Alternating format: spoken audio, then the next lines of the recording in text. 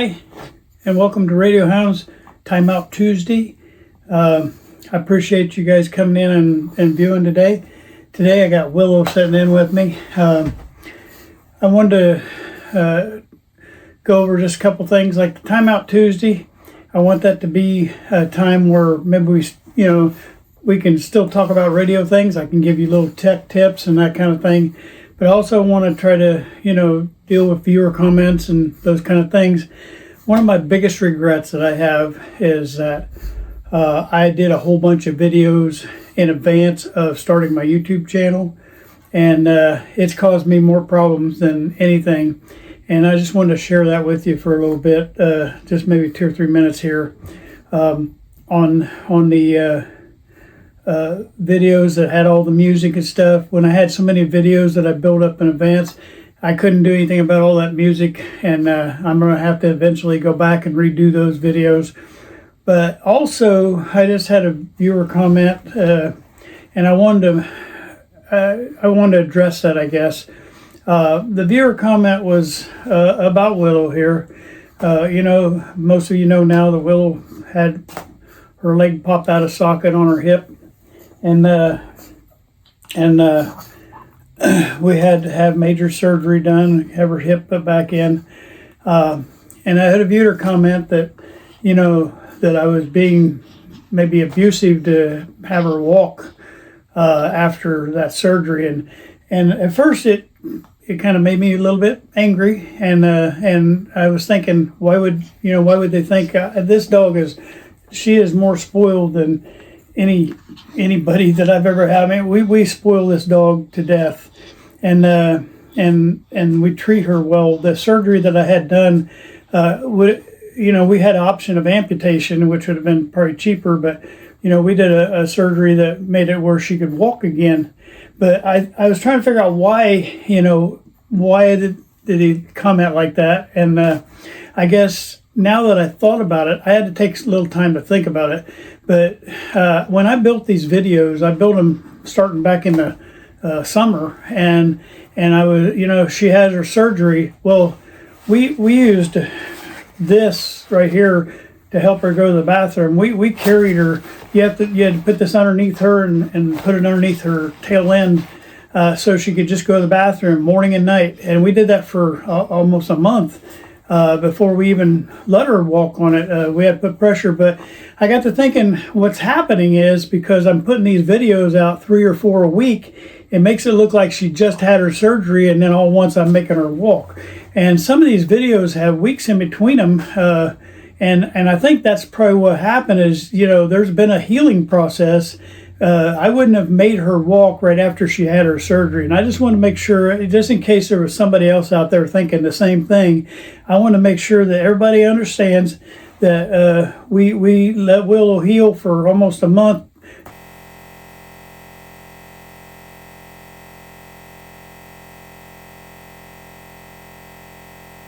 Now, the vet did tell us, once she starts putting pressure on, she's light enough that she needs to walk on her leg to exercise, kind of like somebody getting a hip replacement or a knee replacement. You can't just not get up on it. They make you get up right away on it. Well, we gave her plenty of time to heal. And so these videos are making it look like a shorter period of time. And I just never thought about that. So to the viewer that made that comment to me, I can understand how you would think that, and I apologize to you guys for putting these videos out back to back like that. And I'm getting really close now to where I'm gonna have the videos pretty close to real time. I still got about 5 or 6 more to catch up, but once we get that caught up, we'll be within 2 or 3 videos of myself, which is going to be a lot better. But Willow is going to be a part of I'm not going to stop using her in these videos because her and I are close and we're buddies. Sometimes she'll sit in here with me while I'm working, and she likes hanging out with her dad. We go everywhere together. My wife and I spoil this dog, and we would never mistreat her, and I want to make sure everybody knew that she had plenty of time to heal, and she's really come along really well, and we did not push her to do the walking. I was just showing her showing you guys how she walked because I was thinking you'd want to see that the surgery was a success, and that was my motive for that. I'm not trying to use Willow to get likes or subscribes, because I told you in the beginning I don't care about that. I don't care if I have 10,000 people or if I have one. I don't care, because my goal was to try to help the person who was like me when I was out there and hunting for somebody that could help me to learn about these antique radios, and that's all I'm doing here.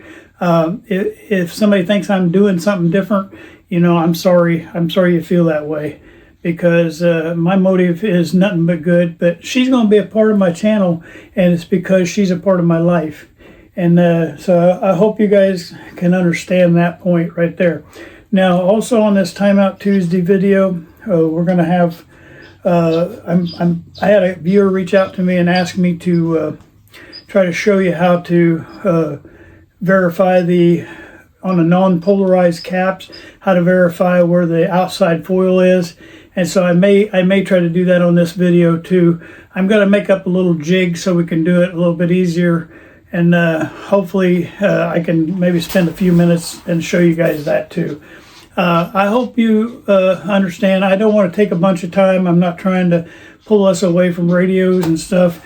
But Timeout Tuesday's for that. It's for us to step away for a minute, maybe to talk about things that we talked about with the comments, and maybe for me to, something I want to show you, or something that I learned myself and want to share, or just maybe something personal about me that I want to show you and so you can get to know me. I hope you understand the comments that I made today, and I hope you'll enjoy the video today. And Willow, can you tell them bye? Thank you for watching. All right. Thank you guys for, I love all the comments you guys give about Willow. Also, there's a lot of people that say they really enjoy having her on these videos. And you're the people that I really appreciate, because she likes hanging out with me. Thank you. Enjoy this video today. Well, hello. I'd like to welcome you guys back again for another Timeout Tuesday. I had a viewer reach out to me and ask me about the lighting that I had here, this little light. And so I thought I'd address that real quick. These are bendable lights. You can move them about any way you want. They got a little light bulb on the end that is very, very bright. And when you're wanting to get into the radio, you can really get in. And actually, when you're in there soldering, you can put it right up in there where you're at. I love these lights. I can tell you where I got mine, and I don't know if they still have them or not, because it's been a while. I've had these for many years, but I got these at IKEA. I don't know how many places. I know there's a lot of different viewers from different places on here, but I don't know if IKEA is a nationwide thing for the US or if it goes worldwide. I do not know. But that's where these were purchased at, and actually they were pretty reasonable. I can't remember, it was like $15, $20 for a set. And like I said, I've had these for many years, and I've not had to replace a bulb or anything. As a matter of fact, I don't even think you can replace a bulb in these. I don't know, I've never tried. But anyway, I've used them and they've been faithful. So that's for the viewer that asked that question. And then I had another viewer ask another question on how to determine, when I was talking about another, I think it was on another Timeout Tuesday video, I was talking about the outside foil on these capacitors. I want to give a couple disclaimers up front before I do it. I don't want this to come out wrong, but it does make a difference to your radio, and I'm going to explain how these are supposed to be oriented with the outside foil. But it does make a difference to the radio. For somebody like me that does the kind of things that I'm doing, unless I'm, and I know I'm going to get comments for this, because there's experts that would totally disagree with me here, and I'm saying that the experts are right. You should always orient the outside foil in the right way, and that'll eliminate any possibility of any kind of outside interference and noise introduced to the flow of your audio through there. 1930s, 40s, those antique radios era that I work in. I have played around with this, and I haven't found much difference when you flip it either way for my ear. Now, I'm sure if you hooked up high-tech equipment to it, you would see the distortion, and you'd probably see the interference in there. And but as far as to the ear, so if you're a person who is doing this as a professional restoration, yes, you need to do this. And matter of fact, I'm telling you, you need to do it anyway. But myself, if it's a $200 radio, I'm probably not going to pay attention to the outside foil, and I'll kind of show you my thinking on that. But like I say, I've watched. I'm not trying to disrespect anybody that does that, because I know they're right. Technically, they are right. You have to get that oriented right so you eliminate any possibility of that noise. But if you got a bunch of them in a row the wrong way, I'm sure that might add up to the end here, where you're gonna, on your audio section, you're gonna have a lot of interference and noise on there. But I haven't experienced that, and to the ear, like I say, to the person who's fully trained in this and can test that on their expensive equipment, I'm sure that they would pick up what that is. But to the ear, the human ear, it doesn't make a huge difference, I guess is what I'm trying to say. But I'm telling you, because I'm trying to teach beginners to do it right, that you should test these for the outside foil. Now I got like 3 of them lined up here, and I'm gonna show you how I do it. And yes, I really worried about this when I first started, and then I started experimenting. And like I say, if I have a high-end radio, you definitely need to do it on every capacitor on a high-end radio. If you have an antique radio that had, like a expensive radio, $2,000, $3,000, $4,000 radio, I would do it on there too. On a couple $100 radio, I don't think it's worth the extra work, because you won't hear it in a sound in your ear unless there's just something absolutely wrong with that capacitor. The outside foil is designed to go on the lower impedance portion of the flow. So your audio flow, as we learned in the schematic series, comes in here through the antenna, and it flows for the radio across your schematic. It flows from left to right. Okay, on most of these tubes, it goes in the grid and then out the plate. So your audio flow comes in here, out the plate. Then it comes into the grid of the next tube, out the plate. Then it goes across this coil into the grid, out the plate. And it does it all the way until it gets out here to the audio, goes in the grid, out the plate, and then out to the output transformer, and then out to the speaker. All right, so you have to put your outside foil on the old capacitors. You had a little black line right there, and that little black line identified where the outside foil was, and that outside foil would be to the lower impedance portion of the schematic. And where that is on here, you basically keep in mind you're going to point that, like in this capacitor right here. Let's pretend that the capacitor that I've got is that capacitor. You would put the foil in that direction, because the outside foil has to go toward that plate, which is the lower impedance of that. And it's also where the audio is coming from. So wherever the audio is coming from, that's where that outside foil, and that's where, if a foil is not touching, if a capacitor is not touching ground, it's going in between circuits as a coupling capacitor. If it's not doing that, then you'd put the outside foil toward the plate, the anode coming off of the tube. All right, so if there's an outside foil in a form where it's going to go to ground, then the outside foil needs to go toward the ground. That's the lower impedance portion of it. And so that outside foil would go like this capacitor right here would go right this way, and then it would it would come off the end of that capacitor and touch ground right here.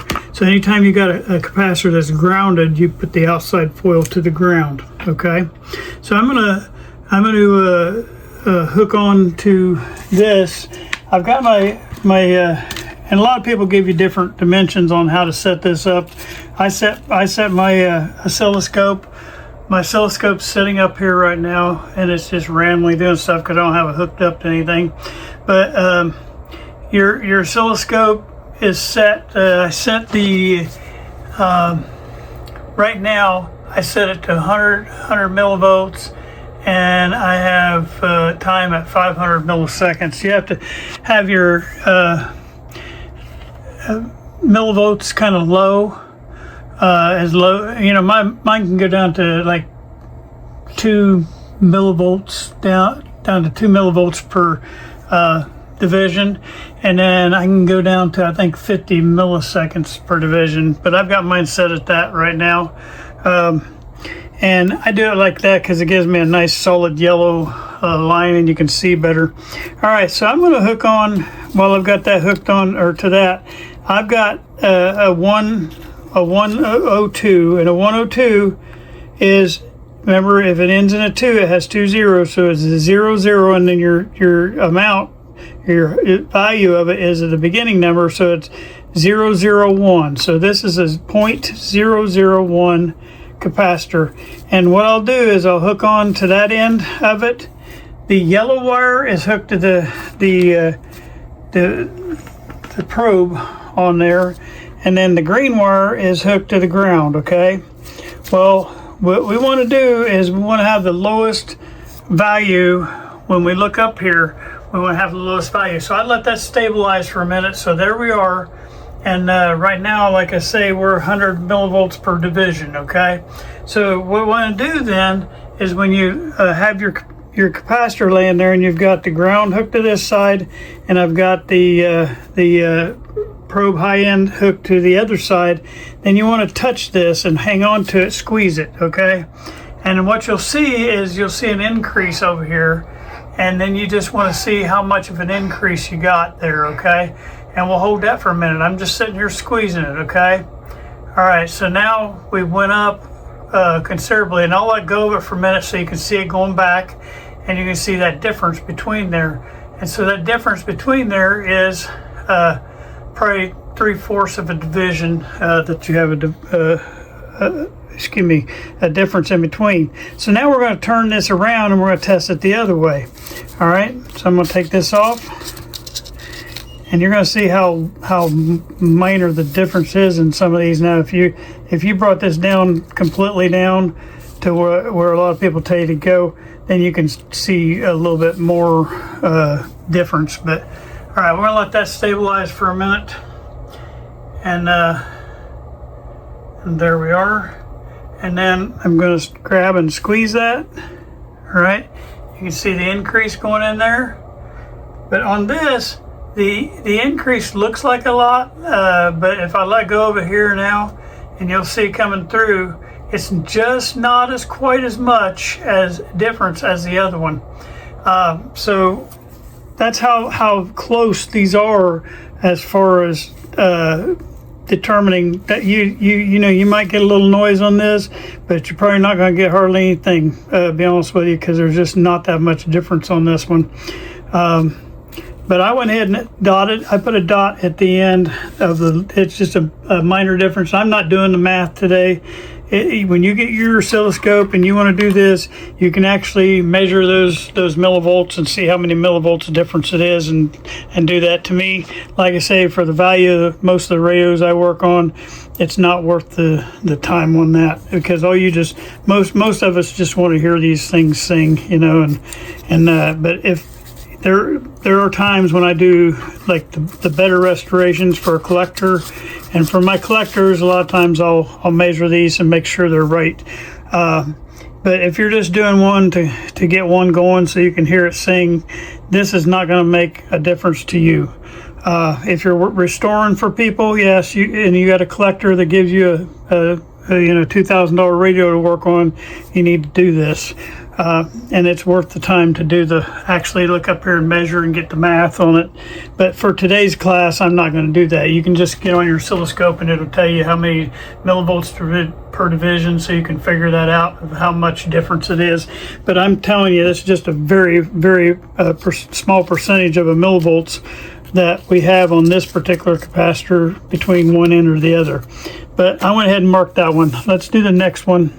The next one, and when you go up in the values, you're going to go a different, it'll have a different look over here, okay?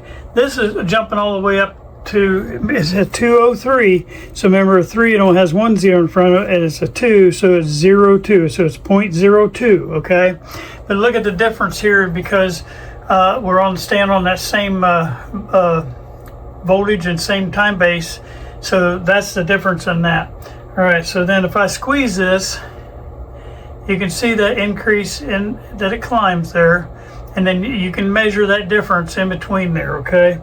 This is the end that I said, because I put a dot on here already, this is the end that I say is the least amount of increase. You want the least amount of increase on the green side where you hook to your ground. That's the side that's going to be the outside foil side. All right, so what you want to do is you want to look at that. So I'm holding it now, let go of it, and you'll see that go back to what it was, okay? And then you can measure that distance in there and figure out how many millivolts that is. Anyway, I'm going to turn this one around now, and it should be a little bit higher. Like I say, it's almost not noticeable, but it is a little bit higher. And you could actually do the math and get that exact amount higher, okay? Let this thing stabilize for a second. I just got it hooked on. All right, now I got the green on backwards. My ground is on backwards, so now we should see that it's going to increase here. And as you can see, it's not much difference, and I'll maybe try getting a little closer for you guys. And when I let go here, and each one of them get a little tick mark out there so that you can do your math if you want to. Like I said, I'm not going to on this video. And you can see that's up a little bit more than the other one. So that's why I said I put the dot on that end. The green needs to go toward, the dot needs to go toward the green because that's the lower side. And so that's the O2. Now the O1 will be a little bit bigger. And I'm hooking on to the O1 now. I'm squeezing that right there. And you can see it jumping up there. I don't know which side I clipped on. Okay, I clipped on what I think is the right way first. All right. I'm gonna let go so you can see the difference. All right, and there you go. It's maybe a third of a division higher. All right, now let's go to the other side. And there are tons of videos that can do a lot better job than what I'm doing.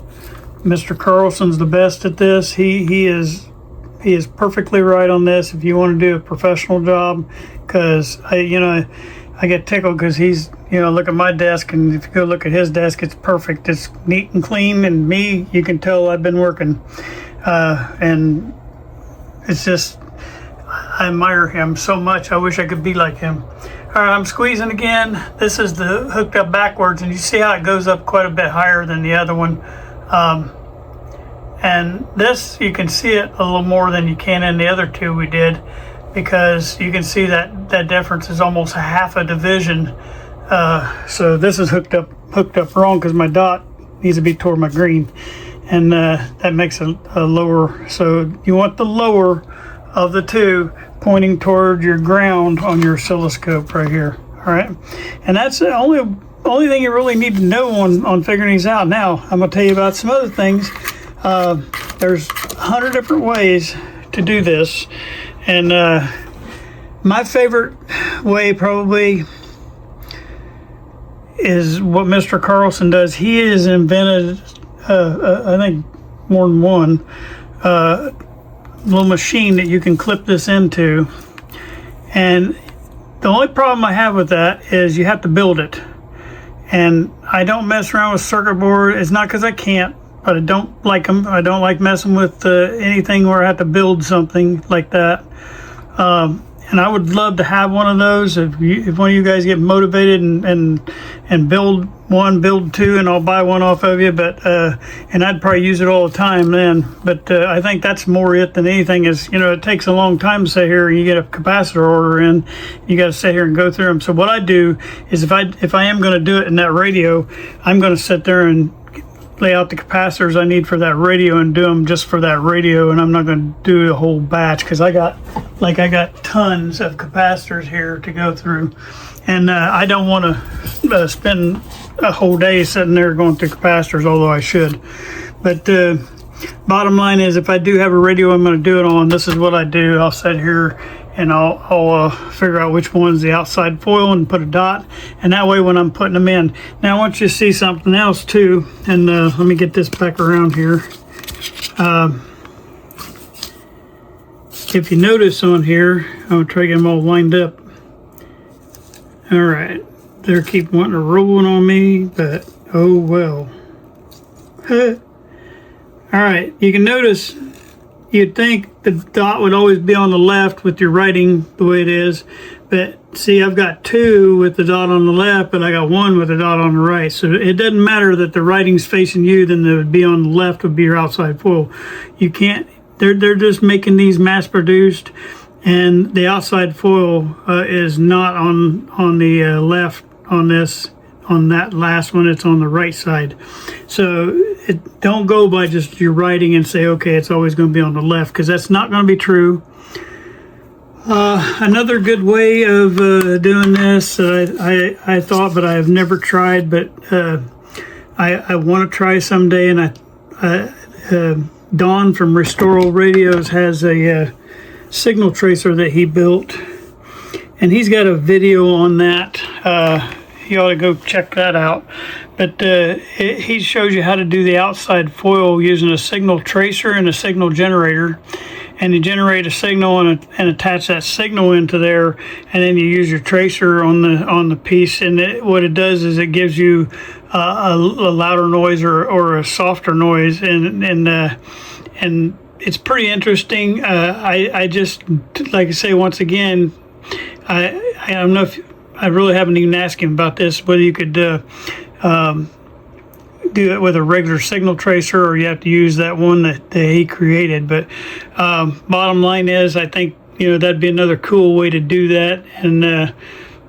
But I don't want to build the little. I would love to have that little signal generator he built he built it out of a medicine bottle.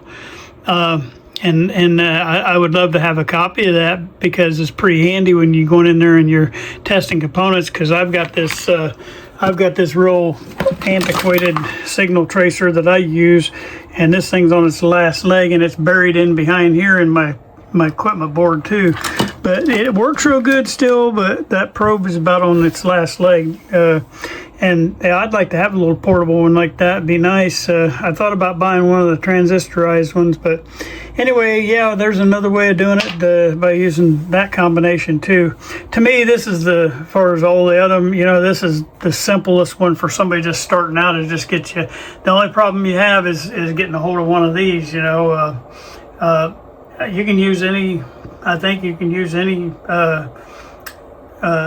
oscilloscope. The only problem is you got to be able to get down low on the volts per division. Some of these older oscilloscopes don't go down that low. I happen to be lucky, and these Regals, the Regal is a nice. Now, when I bought this, it was like $230 or $50. I can't remember. But now they're a lot more expensive. I think there's $350, somewhere in there.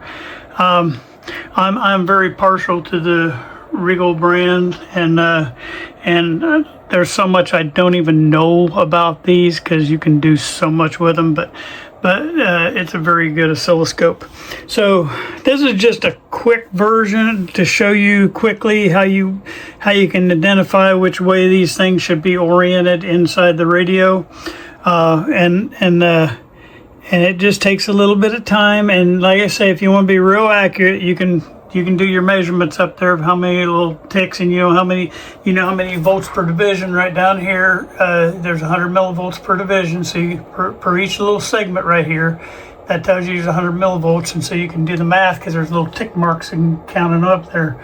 That way you know how much difference it is between the two. But any difference that you can make is going to make it sound better through there. So bottom line is, as a teacher, I'm going to tell you the right way is to go through and mark all these ahead of time before you put them in the radio. Me personally, though, I'd be lying to you if I told you I did it on every radio, because I don't. There's a lot of radios I don't do it on because it's just the value of the radio.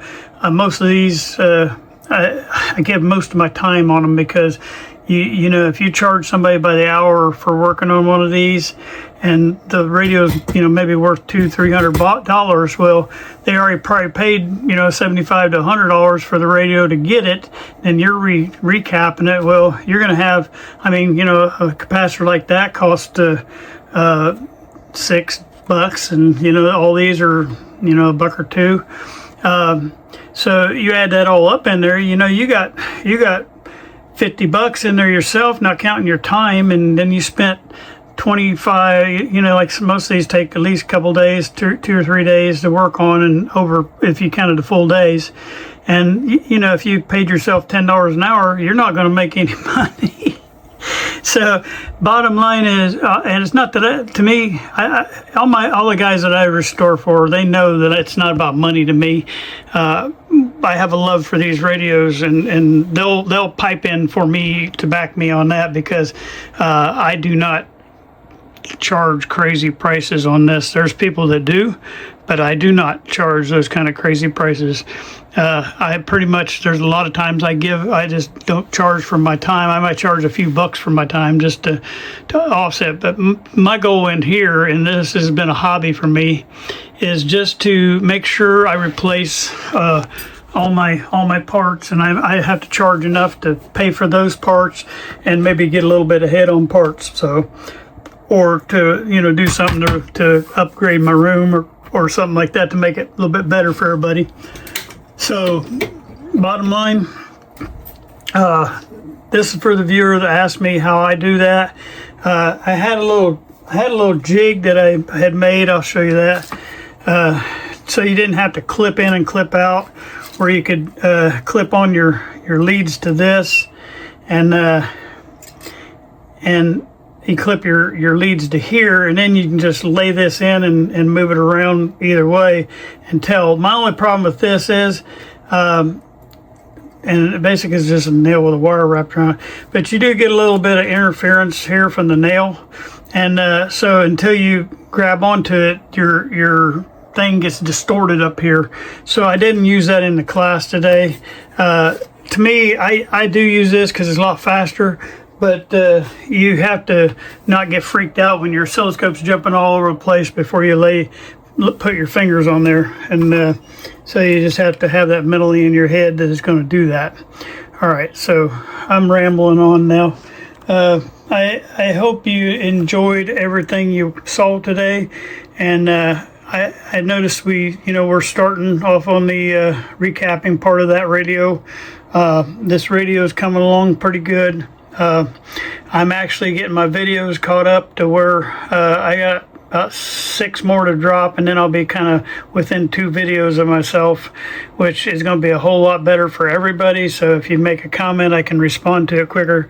But I do appreciate all the comments we had. Let's see. I really don't know where we're going to be at. This video will come out after the first of the year, because of the Christmas holiday. This one would have come out for the Tuesday before Christmas, but I bumped it out one more Tuesday so everybody could have time with their family. I thank you very much for watching. I hope you all will become good radio restoration people. And like I say, this is the right way to do it, and Mr. Carlson's 100% right, Mr. Don's 100% right, all these guys are right. It's just me personally, I don't do it on every radio, and so if you don't see them in some radios, it's because I didn't do it on that radio. And I'll let you judge me on that, and that's fine, but that's how it's going to be for the ones that I do. So I thank you guys very much for watching. Well, I hope you enjoyed today's video. I hope that each of you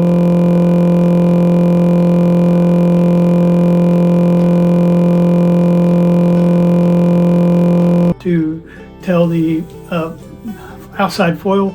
I hope that'll help somebody along the way. There's many other ways to do that, but I'm only going to go over a couple on the video because I don't want to send too much information. We can add on to it, not a problem. So I thank you for watching today. Please like and subscribe. Thank you.